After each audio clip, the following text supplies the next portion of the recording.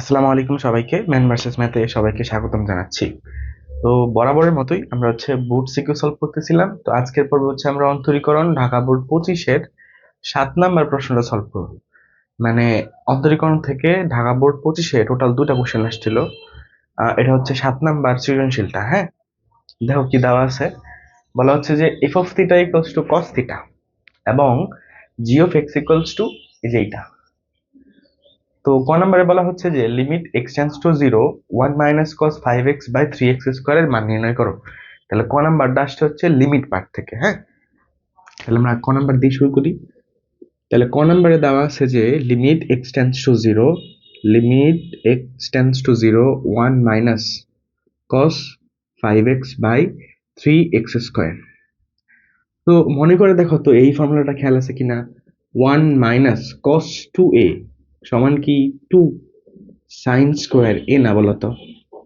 খেয়াল করে দেখবা 1 মাইনাস কস 2a এইখানে যখন 2a এইখানে তখন কি হয় এ হয়, মানে এইখানে যা আছে এখানে তার অর্ধেক হয়, অর্ধেক।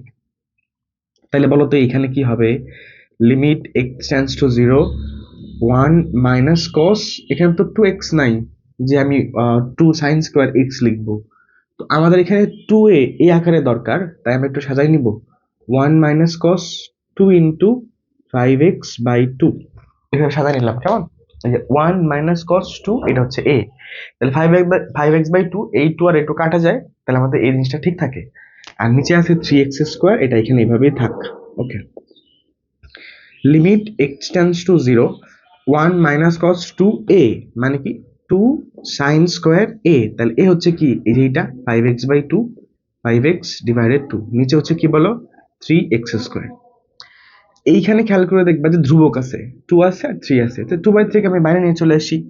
আচ্ছা, তাহলে 2 divided 3 limit x tends to 0, তাহলে আমাদের বাকি রইলো সাইন স্কোয়ার 5x বাই 2 আর নিচে হচ্ছে এক্স স্কোয়ার। এইটুকু আমাদের কাছে আছে এখন। হ্যাঁ, এবার খেয়াল করো, যদি যদি 2 divided 3 limit X tends to 0, দেখো তো আমি কি সাইন স্কোয়ার 5x বাই 2 কে এভাবে লিখতে পারি সাইন 5x ডিভাইডেড 2 তার উপরে স্কোয়ার, এভাবে তার উপর স্কোয়ার লিখতে পারি না বলো তো? পারি তো। দেখো সাইন স্কোয়ার 5x বাই 2 আমি এই স্কোয়ারটাকে হোল আকারে প্রকাশ করলাম। এবার ভাবো তো যদি এবার ভাবো তো যদি এই এই ব্র্যাকেটের ভিতরেই, হ্যাঁ এই ব্র্যাকেটের ভিতরে যদি এইখানে 5x বাই 2 থাকতো, ভাবো একবার যদি এই ব্র্যাকেটের ভিতরে 5x বাই 2 থাকতো, তাহলে খেয়াল করে দেখবা sine x tends to 0 sine 5x limit x tends to 0 sine 5x by 2 নিচে 5x বাই 2। আমরা কি এই ফর্মুলাগুলো জানি না বলো তো? যে limit x tends to 0 sine x by x সমান কি হয় বলো তো 1 হয় না? তাহলে limit x tends to 0 sine এখানে x এখানে এখানে যা আছে এখানে তাই আছে, যদি এরকম হয় তাহলে মান কত হয় 1 হয়।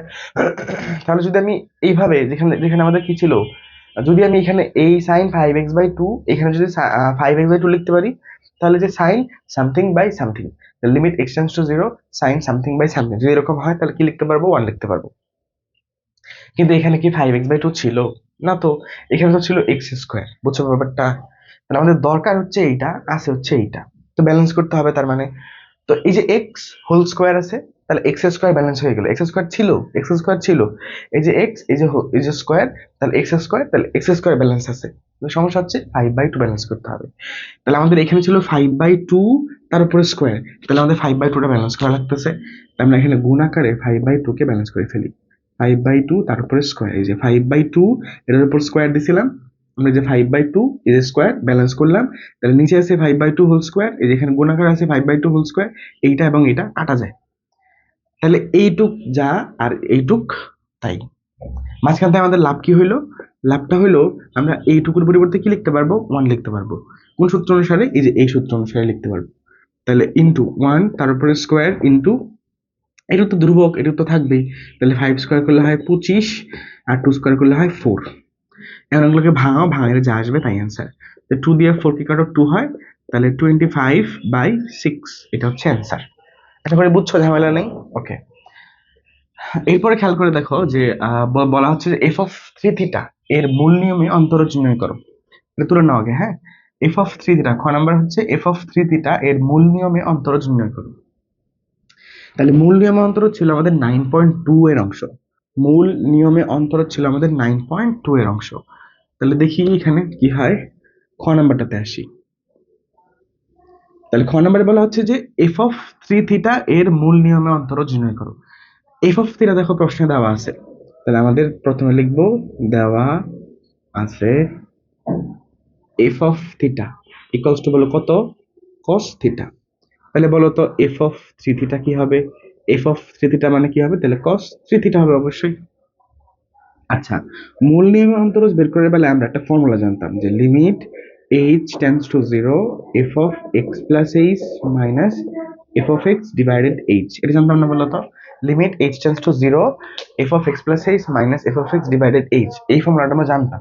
ওকে, তো এই ফর্ম অনুসারে আমরা হচ্ছে এটা ডিফারেন্সিয়েশনটা বের করব। তাহলে dy divided dx, dy divided dx এর মানে তো কি বলো দেখি, ডিফারেন্সিয়েশন dy ডিভাইডেড dx, আমরা তো এটাই বের করতে চাচ্ছি যে এটা ডিফারেন্সিয়েশন আসলে কি হবে। তাহলে dy by dx equals to হবে তাহলে লিমিট h টেন্ডস টু 0, তাহলে f অফ মানে এখানে দেওয়া আছে হচ্ছে ধরো x প্লাস h মাইনাস এর x মানে x এর হিসেবে, আর এখানে দেওয়া আছে হচ্ছে থিটার হিসেবে, এইটুকুই পার্থক্য আর কিছু না। তাহলে খেয়াল করে দেখো এখানে তো হচ্ছে f অফ থ্রি থিটা, বুঝো এখানে তো f অফ থ্রি থিটা যদি f অফ x হয়, যদি y equals to f of x হয়, তাহলে হয় x প্লাস h মাইনাস এর f অফ x, এভাবে হয়। তাহলে f অফ থ্রি থিটা আছে, তাহলে ব্যাপারটা কিভাবে হবে বলো দেখি, f অফ থ্রি থিটা আর আমাদের লাগবে হচ্ছে এই যে x প্লাস h এই আকারে। তাহলে এখানে আমরা এইভাবে লিখতে পারি, যদি f of theta equals two cos theta হয়, তাহলে f of theta equals two cos three theta, যেটা আমাদের এখানে বের করতে বলা হচ্ছে। তাহলে আমাদের এখান থেকে f of three theta plus three H, এটা কিরকম হবে, এফ অফ থ্রি থিটা মানে থিটার জায়গায় আমরা কি বসাইলাম, থিটার জায়গায় আমরা কি বসাইলাম বলো দেখি, যে এক্স প্লাস এইচ আকারে। ধরো এটা হচ্ছে এফ অফ থিটা, বুঝো এফ অফ এক্স মানে কি একটা ফাংশন দেওয়া থাকতো সেটা হইতো, তো ধরো এফ অফ থিটা দেওয়া আছে, তাহলে আমরা এখানে কি লিখতাম, এক্স প্লাস এইচ লিখতাম, এক্স প্লাস এইচ। ওকে, তাহলে আমরা এখানে ছিল ধরো হচ্ছে থিটা, একটু সহজে বুঝাই, ছিল ধরো হচ্ছে থিটা, আমরা থিটার জায়গায় কি বসাবো, theta plus H, theta plus H. যদি থিটার জায়গায় আমরা থিটা প্লাস এইচ বসাই তাহলে কি হয়ে গেল, থ্রি থিটা প্লাস থ্রি হয়ে গেল না বললো তো। তাহলে যদি F of theta equals two এত হয়, তাহলে F of three theta plus three H কি হবে বলো দেখি, cos three theta plus three H, এরকম হচ্ছে। ব্যাপারটা কি বুঝছো, আরেকবার একটু বলি, যদি y equals to F of x function দেওয়া থাকে, তাহলে ডিফারেন্সিয়েশন বের করার মূল নিয়ম অন্তর বের করার সূত্রটা হচ্ছে limit h tends to 0 f of x plus h minus f of x divided h, দেওয়া থাকবে f of x, এই f of x টা এখানে বসবে, আর এখানে কি বসবে x plus h। তাহলে এখানে যদি x হয় তাহলে এখানে x plus h হয়, তো আমাদের দেওয়া আছে থ্রি থিটা, তার মানে এই জিনিসটা বসবে হচ্ছে এইখানে, আর তাহলে এখানে কি বসবে, তো যেখানে আমাদের x আছে সেখানে x plus h বসাইতে হবে, তো যেখানে থিটা আছে সেখানে আমরা থিটা প্লাস এইচ বসাইলাম। যদি থিটার জায়গায় আমরা থিটা প্লাস এইচ বসাই, তাহলে three into theta plus h, তাহলে three theta plus three h হয়ে যাচ্ছে না, ব্যাপারটা এইভাবে ঘটছে এখানে। তাহলে আমরা কি করবো, limit h tends to 0 three theta plus three H minus F of three theta divided H, এই হচ্ছে ফর্মুলাটা। আশা করি ঝামেলা নাই। এবার আমরা হচ্ছে এখানে মানগুলা বসাবো, তাহলে লিমিট এইচ টেন্ডস টু 0, এটা কি বলো দেখি, কস, এটা হচ্ছে cos three theta plus three H minus এটা হচ্ছে কস থ্রি থিটা, নিচে হচ্ছে এইচ। তো এখানে আমাদের একটা ফর্মুলা ব্যবহার করতে হবে, ফর্মুলাটা হচ্ছে এই যে এইটা, দেখো cos c minus cos d equals to হচ্ছে two sine c plus D by two into sine d minus c by two, এটা উল্টা, হ্যাঁ, d minus c by two, c minus d by two কিন্তু না। তাহলে cos c মাইনাস cos d হচ্ছে two sine c plus D by two sine d minus c by two. Okay, এখন দেখি এবার তাহলে লিমিট h টেন্ডস টু 0, তাহলে cos এই three theta plus C H হচ্ছে এটা হচ্ছে আমাদের সি আর এটা হচ্ছে ডি, এটা হচ্ছে আমাদের সি আর এটা হচ্ছে কি বলো দেখি ডি। তাহলে টু সাইন সি কত, থ্রি থিটা, সি হচ্ছে three theta plus three h, c plus d কত থ্রি থিটা ডিভাইডেড টু, তাহলে C plus D by two গেল into sine d minus c by two, d কত বলো three theta minus c কত বলো three theta plus three h মাইনাসের three theta, তাহলে মাইনাসের থ্রি এইচ হয়ে যাচ্ছে, ডিভাইডেড কত বলো দেখি টু। তাহলে C plus D by two into sine, এটা হচ্ছে ডি, থ্রি থিটা হচ্ছে ডি মাইনাস সি, তাহলে এটার সামনে মাইনাস হলে কি দুটোর সামনে মাইনাস হয়ে যাবে না, তাহলে মাইনাসের থ্রি থিটা মাইনাসের থ্রি এইচ বাই টু। আর নিচে কি দেওয়া আছে, নিচে হচ্ছে এইচ দেওয়া আছে। ওকে, তাহলে এবার শুধু ক্যালকুলেশন বাকি, আমরা ক্যালকুলেশন পার্টটা শেষ করি, আসি। তাহলে আমাদের এখানে হচ্ছে লিমিট এইচ টেন্স টু 0, দেখো 3 থিটা প্লাস 3 থিটা, তাহলে 6 থিটা ডিভাইডেড 2, তাহলে 3 থিটা হয়ে গেল, তাহলে 2 সাইন 3 থিটা। এবার আসি 3h ডিভাইডেড 2, তাহলে প্লাসের 3h ডিভাইডেড 2 হচ্ছে ইনটু সাইন। এবার খেয়াল করো 3 থিটা আর হচ্ছে 3 থিটা প্লাস এবং মাইনাস, তাহলে কাটা যায়, বাকি থাকে মাইনাস 3h/2, তাহলে মাইনাস 3h/2, আর নিচে কি থাকে, h থাকে, তাই তো? ওকে, এবার আসি, তাহলে আমরা এই পার্টটা এক কাজ করি, দেখো এই যে এই পার্টটাতে আমরা এই যে h টেন্ডস টু 0, আমরা h এর মানটা বসাই দিব। লিমিটের বেলায় খেয়াল করো তো, আমরা কখন লিমিটিং ভ্যালুটা বসাই দিতাম, যখন হচ্ছে লিমিটিং ভ্যালুটা বসাইলে কোনো অসংজ্ঞায়িত মান পাওয়া যায় না, তখন আমরা কি h এর মানটা বসাই দিতাম বা x এর মানটা বসাই দিতাম না? তো এই অংশটাতে তো h এর মান বসানো যায়, অসংজ্ঞায়িত তো হয় না, তাই আমরা এই অংশটাতে h এর মানটা বসাই দিব। তাহলে 2 সাইন 3 থিটা প্লাস 3 ইন্টু 0/2, এটা বসাই দিলাম। হ্যাঁ, আর বাকি রইল কি, তাহলে লিমিট এই যে এইটুক বাকি রইল, তাহলে আমরা এইটুক আলাদা করে লিখে ফেলি, limit h tends to 0 sine minus 3h/2, নিচে হচ্ছে h। ওকে, তাহলে এবার খেয়াল করো 2 সাইন, এটা তো 0 হয়ে গেল, তাহলে বাকি রইল 3 থিটা ইনটু, এইটুকুতে আসি। হ্যাঁ, এইটুকুতে আসি, তো আমাদের উপর আছে সাইন মাইনাস 3h/2, ভাবো তো যদি এরকম হইতো লিমিট h টেন্ডস টু 0, এখানে তো সাইন মাইনাসের 3h/2 আছে, ভাবো যদি এরকম হইতো এইখানেও মাইনাসের 3h/2 আছে, যদি এরকম হইতো, তাহলে এখানে এইটুক আর এইটুক ইকুয়াল হয়ে গেল না? আমরা তো একটু আগে একটা ফর্মুলা দেখলাম যে limit h tends to 0 sine এখানে যা আছে এখানে যা আছে যদি একই হয় তাহলে মান কত হয়, 1 হয়। কিন্তু কথা হচ্ছে এখানে কি মাইনাস 3h/2 ছিল না, তো আমরা ব্যালেন্স করব, কিভাবে ব্যালেন্স করব, তাহলে মাইনাসের 3/2 এখানে ব্যালেন্স করে দিলাম। তাহলে দেখো এইটা এবং এটা কাটা যায়, এইচ তো আগেই ছিল, এখানে এইচ তো আগেই ছিল, মাইনাসের 3/2, এই মাইনাসের 3/2 কাটা যায়, তাহলে এইটুকু যা আর এইটুকু তাই। আসি তাহলে এখানে কি হয়, তাহলে 2 সাইন 3 থিটা ইনটু, তাহলে এইটুকুর জন্য কত হয় বলো দেখি, এই লিমিট সহ মানটা হয় 1 ইনটু, আর এখানে কত আছে, মাইনাসের 3/2, তাহলে এখানে 2 এবং 2 কেটে দাও, তাহলে মাইনাসের 3 সাইন 3 থিটা। ওকে, তাহলে আমাদের ছিল হচ্ছে cos থিটা, তার থেকে পেলাম আমরা হচ্ছে 3 থিটা দিয়ে cos 3 থিটা, তাহলে cos 3 থিটার ডিফারেন্সিয়েশন হচ্ছে মাইনাসের 3 সাইন 3 থিটা। এটা হচ্ছে আমাদের মূল নিয়মে অন্তরজ। যদি আমরা এই ফর্মুলাটা খেয়াল রাখি, একটু আগে যে লিখলাম যে limit h tends to 0 f of x plus h minus f of x divided h, এই ফর্মুলাটা খেয়াল রাখি মূল নিয়মের, আর ভিতরকার দুই একটা সূত্র যদি খেয়াল রাখতে পারি তাহলে আমাদের মূল নিয়ম অন্তরজ বের করা তেমন কোনো কঠিন কাজ না। ঠিক আছে, ওকে, এটা তুলে ফেলো। এরপরে যাবো আমরা ঘ নাম্বারটাতে। ঘ নাম্বারে বলা হচ্ছে যে g of x এর চরম মান নির্ণয় করো, মানটা লেখা হয়নি এখানে, g of x এর চরম মান বের করো। তাই আমাদের প্রশ্নে g of x দেওয়া আছে, g of x টা কি দেওয়া আছে দেখো, একটা হিজিবিজি জিনিস দেওয়া আছে, g of x equals to হচ্ছে p square e two the power mx minus q square e two the power minus এর mx, এটা।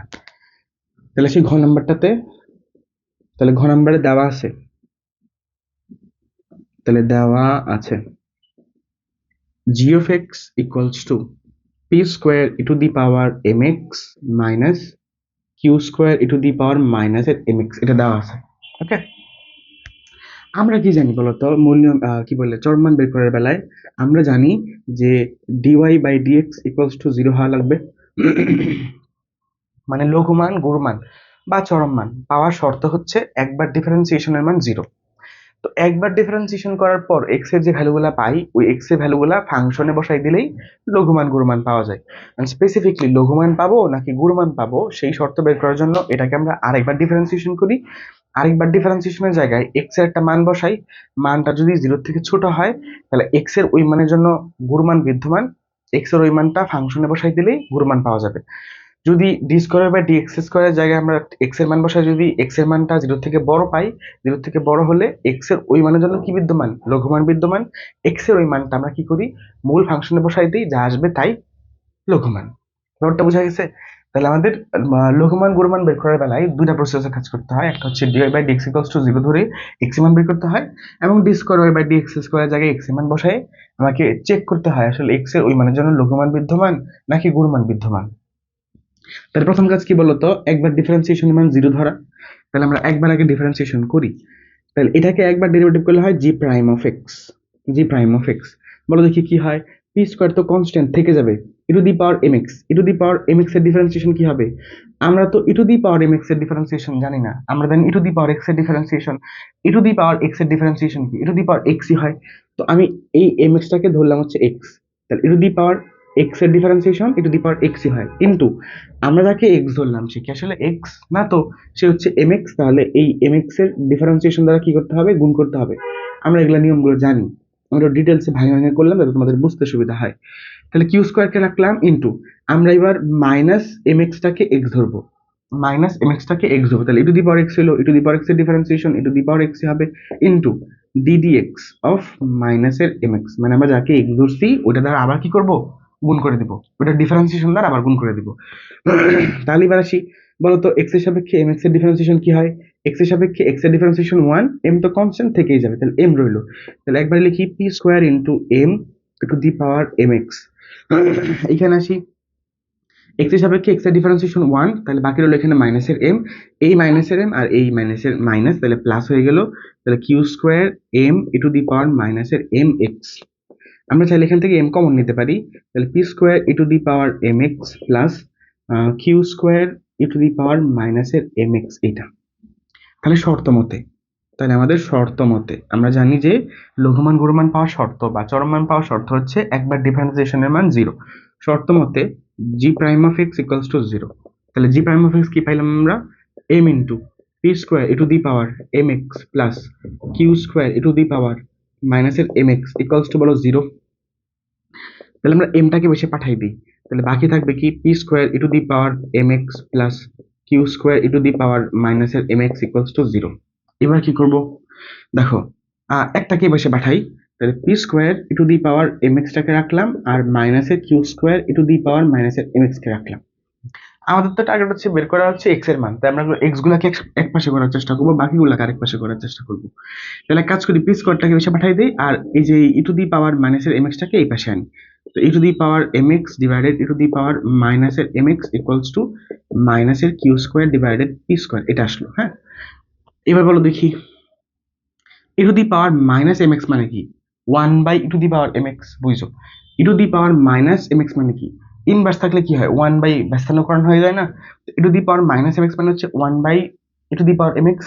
যদি এটাকে গুণাকার লিখতে তো উপরের সাথে এটা উল্টে যায়, উল্টে গিয়ে কি হয়? E to the power M x into e to the power M x হয়। ইকুয়ালস হচ্ছে এখানে মাইনাসের Q square divided P square, তাহলে এখানে হচ্ছে e to the power M x তার উপরে কি বলো দেখি হোল স্কোয়ার, ইকুয়ালস টু হচ্ছে মাইনাসের Q square divided P square. খেয়াল করে দেখো তো, যদি আমরা এখান থেকে এক্স এর মান বের করতে চাই তাহলে ওর পক্ষে রুট করা লাগবে না? যদি এখান থেকে এক্স এর মান বের করতে চাই তাহলে রুট করে এই স্কোয়ারটাকে সরাইতে হবে। কিন্তু যদি এখানে রুট করি তাহলে মাইনাসে Q square by P square, P Q যাই হোক, পি কিউ দেখো এখানে বাস্তব মান, পি কিউ যাই হোক আর M M is greater than 0, তাই আমরা ভাগ করতে পারছিলাম এমটা। পি কিউ এর মান যাই হোক স্কোয়ার করলে কি সে পজিটিভ হয়ে যাবে না? এই কি পি স্কোয়ারকে করলে কি সে পজিটিভ হয়ে যাবে না? একটা পজিটিভ ভ্যালু ডিভাইড একটা পজিটিভ ভ্যালু কি হবে? পজিটিভ ভ্যালু, তার সামনে আছে মাইনাস। তাহলে এই মানটা কি কখনো নেগেটিভ হইতে পারবে? পারবে না। যেহেতু এই মানটা নেগেটিভ, সরি পজিটিভ হইতে পারবে না, মানে এইটুক তো হচ্ছে positive, Q square positive P square positive, তাহলে পজিটিভ ডিভাইডেড পজিটিভ পজিটিভ, সামনে আছে মাইনাস, তাহলে অবশ্যই এটা নেগেটিভ মান। এটা কি কখনো পজিটিভ হওয়া সম্ভব না? পজিটিভ হওয়া সম্ভব না। যেহেতু এই মানটা পজিটিভ হওয়া সম্ভব না, এবার যদি আমরা রুট করে দিই তাহলে রুট নেগেটিভ হয়ে গেল না? তাহলে কি এখানে কোনো বাস্তব মান পাওয়া যাবে? পাওয়া যাবে না। তাই আমরা এখানে ব্যাখ্যা দিব, যেহেতু এক্স এর কোনো বাস্তব মান নেই, যেহেতু লিখবে এইভাবে, যেহেতু এক্স এর কোনো বাস্তব মান নেই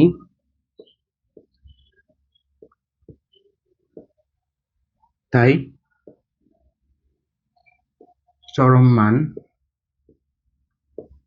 চরম মান, তাই চরম মান